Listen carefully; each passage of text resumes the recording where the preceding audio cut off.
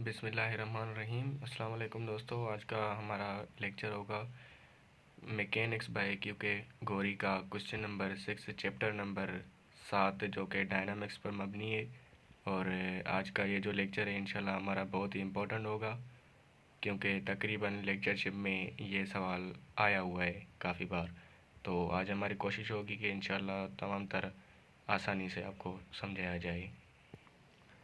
तो दोस्तों इसमें ये कहता है कि find the radial and transverse component of the acceleration of particle moving along the circle, जो कि सर्कल की इसने इक्वेशन हमें दी हुई है x square plus Y square is equal to A square with the constant angular velocity c. अब इसने एंगुलर वेलोसिटी हमें सी दे दिया है। एंगुलर वेलोसिटी मतलब d r by d t, जिसको हम इस तरह भी डिनोट करते हैं। तो इंशाल्लाह आज हम शुरुआत करते हैं यहाँ से ये लेक्चर की। तो दोस्तों अकॉर्डिंग टू द क्वेश्चन जो चीज़ें हमें मुहैया की गई हैं वो ये चीज़ हैं कि ये सर्किल की इसने इक्वेशन दी है हमें। सर्किल की इक्वेशन जो कि होती है x square plus Y square is equal to R square, ये सर्किल की इक्वेशन होती है। अब यहाँ पर इसने आर की जगह हमें ए दे दिया है। उसके अलावा जो हमें इसने बताया हुआ है एंगुलर वेलोसिटी के लिए, एंगुलर वेलोसिटी जो कि बराबर होती है, जो कि हम किस तरह उसको देखते हैं, उसको हम कुछ इस तरह भी लिखते हैं D theta by d T. अब उसने क्या दी है हमें, वो दी है हमें क्वेश्चन के मुताबिक सी बताइए। तो दोस्तों इसने ये चीज़ें हमें दी हुई हैं, दो चीज़ें, एक सर्कल की इक्वेशन और दूसरी इसने हमें एंगुलर वेलोसिटी दी हुई है। अब हमें फाइंड करना क्या क्या क्या क्या हमें फाइंड करना है, तो वो हमसे क्या पूछ रहा है, वो हमसे ये पूछना चाहता है कि फाइंडिंग्स करें कि ट्रांसवर्स और रेडियल कंपोनेंट्स ऑफ एक्सीलरेशन, ये दो चीज़ें हमने फाइंड करनी है। और इंशाल्लाह अभी स्टार्ट करते हैं इसका सॉल्यूशन की तरफ।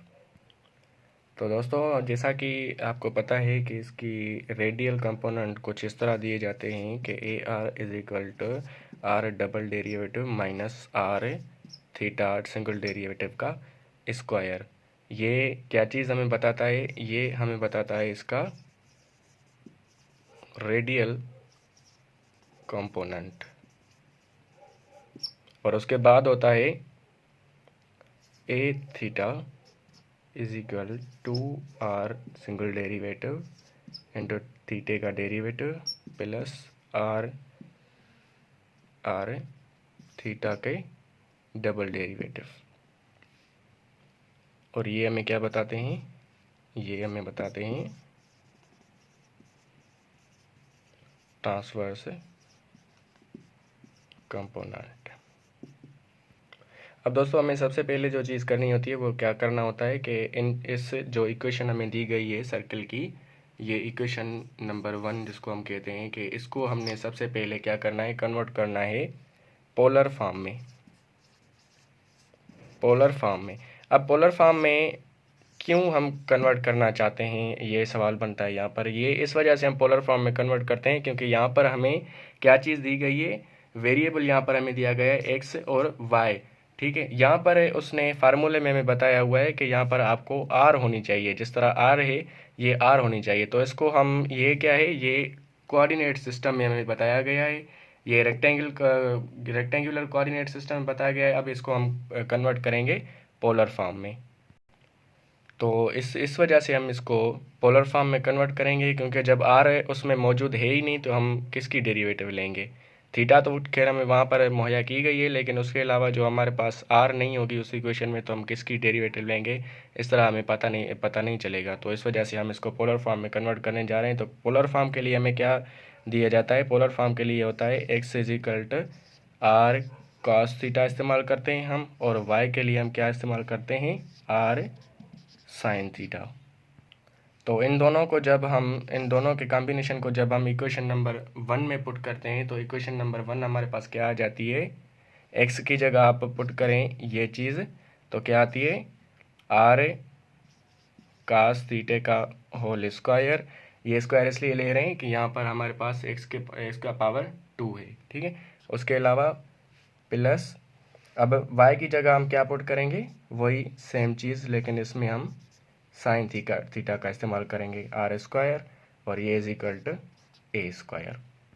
तो दोस्तों हमारे पास जो रिज़ल्ट बनी इसकी वो कुछ इस तरह बनेगी कि आर का square cos square theta plus R square sine square theta is equal to A square. तो यहाँ से अगर आप देख लें इट इम्प्लाइज दैट अगर हम आर यहाँ से कॉमन ले लें, क्योंकि ये यहाँ पर भी आर मौजूद है और यहाँ पर भी आर मौजूद है, तो हमें फार्मूला बनाना है। इस वजह से हम यहाँ से आर स्क्वायर कॉमन ले रहे हैं और यहाँ पर क्या बच गया, cos square theta plus sine square theta is equal to A square. तो यहाँ पर अब आप देखें कि ये फार्मूला किस चीज़ के इक्वल होता है।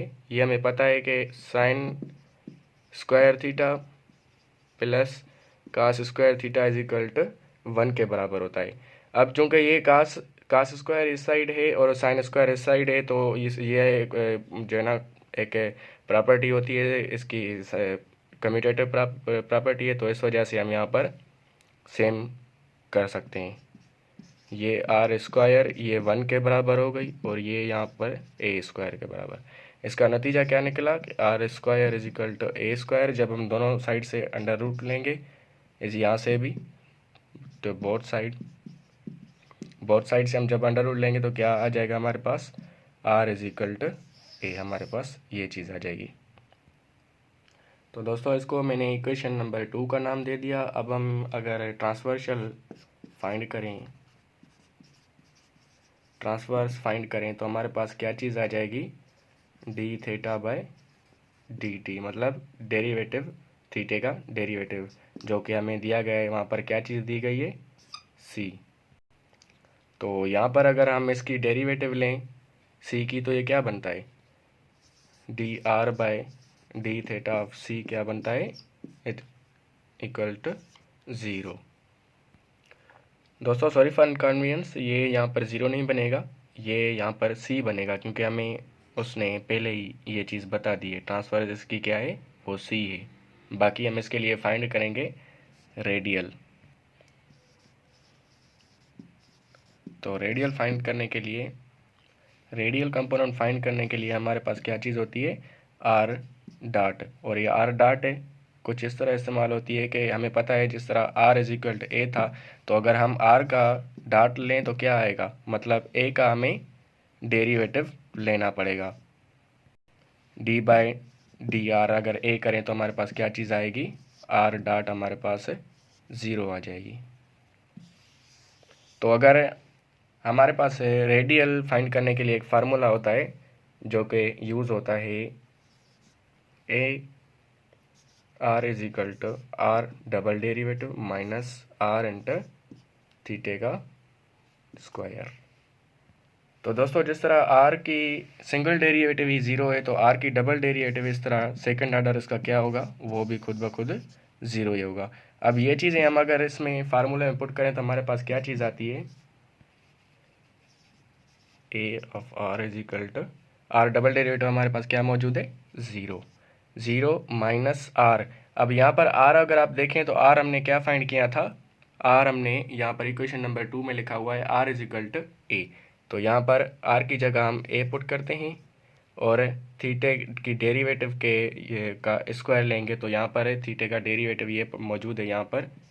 तो इसका अगर हम सी का स्क्वायर लें तो हमारे पास कुछ इस तरह आता है, a of r is equal to 0 minus a into c का स्क्वायर। तो ये क्या आ जाएगा, a of r is equal to minus a c का स्क्वायर।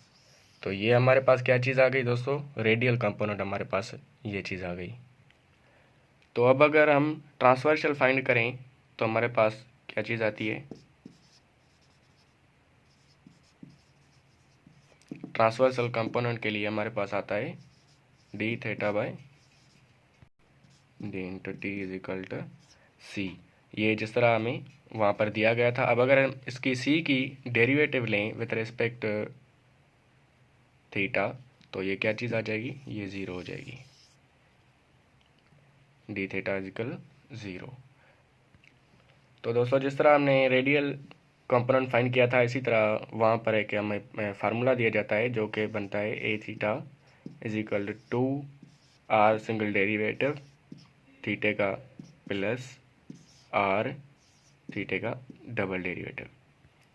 ये एक फार्मूला है, बल्कि आप इसको रिलेशन भी कह सकते हैं, जिसके थ्रू हम ट्रांसवर्सल वेव जो है ना इसके कंपोनेंट निकाल सकते हैं। तो अब इसमें यहाँ पर जो इंग्रेडिएंट्स हमने निकाले हैं वो अगर हम पुट करें तो क्या बनता है हमारे पास, a of theta is equal to ये two same r single derivative की जगह हमने क्या निकाला था, ज़ीरो, और आर इसका थीटे का डेरिवेटिव हमने क्या निकाला था।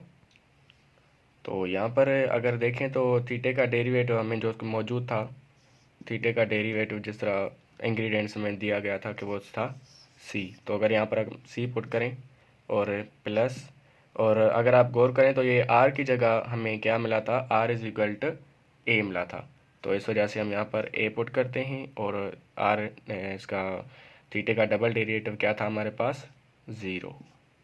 तो ये क्या बनेगा, a of theta is equal to two into zero, zero बन जाएगा। ये ऑल ओवर फैक्टर ये पूरा पूरा टेंस टू ज़ीरो हो जाएगा, और ये फैक्टर भी टेंस टू ज़ीरो हो जाएगा, क्योंकि ज़ीरो प्लस ज़ीरो। तो इसका ट्रांसवर्सल कंपोनेंट क्या बना, वो भी हमारे पास ज़ीरो बन गया। दोस्तों ये था क्योंकि गोरी का मैकेनिक्स वैक्यूम के गोरी का चैप्टर नंबर 7, जो कि काइनेमेटिक्स का चैप्टर है। उम्मीद करता हूँ आपको ये वीडियो बहुत पसंद आई होगी। अगर समझ में आपको आई है तो अपने दोस्तों को भी शेयर करें, और कमेंट में मुझे बता दें अगर आपको कोई कन्फ्यूजन हो गई है या कोई सवाल वगैरह रहता है तो आप मुझे कमेंट में बता दें, इंशाल्लाह वो आपका क्लियर हो जाएगा।